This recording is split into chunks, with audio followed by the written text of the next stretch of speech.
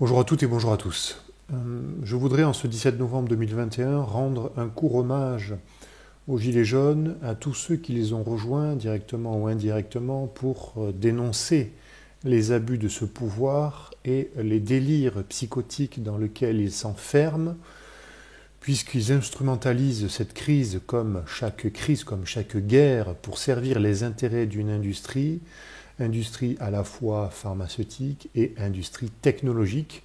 On voit bien qu'il y a une connivence entre les deux, une connivence derrière finalement le tableau de la politique, puisque la majorité des personnes de bonne foi qui n'ont pas de conflit d'intérêts sont sanctionnées, sont censurées. Bref, tout le monde le comprend.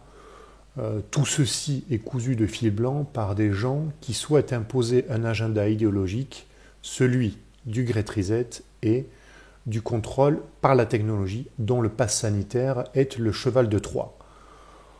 Il y a beaucoup de gens qui ne veulent pas encore le voir. Les Gilets jaunes sont sortis en premier dans la rue pour se révolter contre finalement la baisse du pouvoir d'achat. Et maintenant, cette révolte initiale se transforme en une compréhension des mensonges de la société dans laquelle on nous amène. Cette crise a été mise en scène simplement pour étouffer la révolte ambiante un peu dans tous les pays. Elle a été mise en scène par un État dans l'État. J'ai déjà eu l'occasion de l'indiquer. Cet État dans l'État, ce sont des structures secrètes, transnationales, qui sont derrière le paravent de la politique et qui, par tous les moyens, finalement, tentent d'imposer cette idéologie, une idéologie perverse. Ils ne veulent pas que les peuples deviennent autonomes, ils ne veulent pas que la société devienne plus spirituelle. C'est quelque chose qui leur fait peur. Ils sont dans un délire paranoïaque parce qu'ils ont peur de perdre leurs avantages, de perdre leur pouvoir. Et ils préfèrent asservir tout le monde plutôt que d'essayer de conserver un faible pouvoir et libérer les peuples finalement de leurs mensonges. Ils vont tellement loin dans leurs mensonges que maintenant ils ne peuvent plus reculer, ils ne peuvent plus en arrière. C'est le fameux quoi qu'il en coûte du président qui fait que ils sont aveuglés, tellement aveuglés par leur ego et par leur délire que seul un peuple souverain peut les stopper. Sinon, il n'y aura pas de solution, malheureusement, face à des gens qui possèdent l'argent et les médias à travers des réseaux de connivence idéologique et financière. Il n'y a pas d'autre, finalement, moyen, probablement, de les arrêter parce qu'ils sont dans un déni total. Et maintenant qu'ils mentent, ils font comme au poker, ils doublent la mise, puisqu'ils ont les moyens de le faire, pour mentir encore plus. Je voudrais vraiment rendre hommage en tant que citoyen et entrepreneur et dire qu'il y a beaucoup de gens qui travaillent dans l'ombre pour finalement servir à la fois l'idéologie du bien commun, l'idéologie de l'intérêt général, et en faire un vrai projet politique, un vrai projet déclinable pour la société française. Je voudrais et je souhaiterais que beaucoup de citoyens se joignent à ces élans, en plus des initiatives qu'ils font en matière de réinformation, ce qui est très bien. Il y a aussi un tissu associatif très important qui œuvre vraiment vers une société beaucoup plus équilibrée, beaucoup plus juste. Mais ceux qui ont toujours détenu le pouvoir dans les vieux modèles souhaitent encore réaliser un coup d'État, comme ils l'ont déjà fait durant les 2 premières guerres mondiales, les 2 dernières plutôt on devrait dire, et ils sont encore là pour encore mentir encore et toujours au peuple. La première des choses peut-être, c'est qu'il faut aller à l'inverse de ce qu'ils vous disent.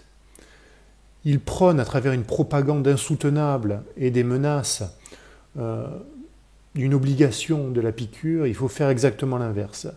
Parce que vous faire croire que pour une maladie dont finalement seulement 0,3% des gens risquent de faire une maladie grave, c'est-à-dire qu'il y a 99,97% des gens qui n'auront rien ou qui s'en sortiront de manière naturelle, vouloir imposer une piqûre expérimentale pour ça, c'est vraiment être dans un délire psychotique et c'est vraiment être dans une gestion, j'allais dire, néo-malthusianiste de la société, c'est-à-dire une gestion de la croissance de la population qui tend à essayer de la diminuer, de la contrôler par tous les moyens. C'est ça la réalité. On est dans cette réalité-là. Et c'est très grave, c'est criminel ce qui est en train de se passer. Donc qu'est-ce qu'il faut faire? Il faut, éteindre sa télé, transformer son écran en écran d'ordinateur, ce que vous voulez. Vous éteignez votre télé, vous vous réinformez que sur des médias justes. Il y a des gens honnêtes et qui essaient d'œuvrer pour une société plus juste, comme par exemple Idriss Aberkane, comme Sylvano Trotta, comme Radio-Québec, comme Jasper Madère, comme beaucoup de lanceurs d'alerte qui, en règle générale, vous proposent une réinformation. Et en plus de ça, certains proposent des nouveaux modèles de société. Il suffit de chercher sur Internet et vous trouverez vraiment beaucoup d'initiatives qui vont dans le bon sens. C'est pourquoi, pour cette élite malade, Internet est une menace. C'est une menace, ils vont dire, pour la démocratie, tout simplement parce que le peuple fait entendre sa voix et que sa voix de l'intérêt général va à l'encontre de leurs intérêts privés. Alors il ne faut pas tomber dans ce piège-là. Je voudrais rendre un hommage et j'invite tous les citoyens honnêtes et justes, que vous soyez des policiers, que vous soyez des avocats, que vous soyez des magistrats, que vous soyez des ingénieurs, que vous soyez des gendarmes, bref, tous, comprenez tous qu'en réalité le modèle dans lequel ils veulent vous amener, c'est un modèle dystopique que vous ne voudriez pas que vos enfants aillent là-dedans.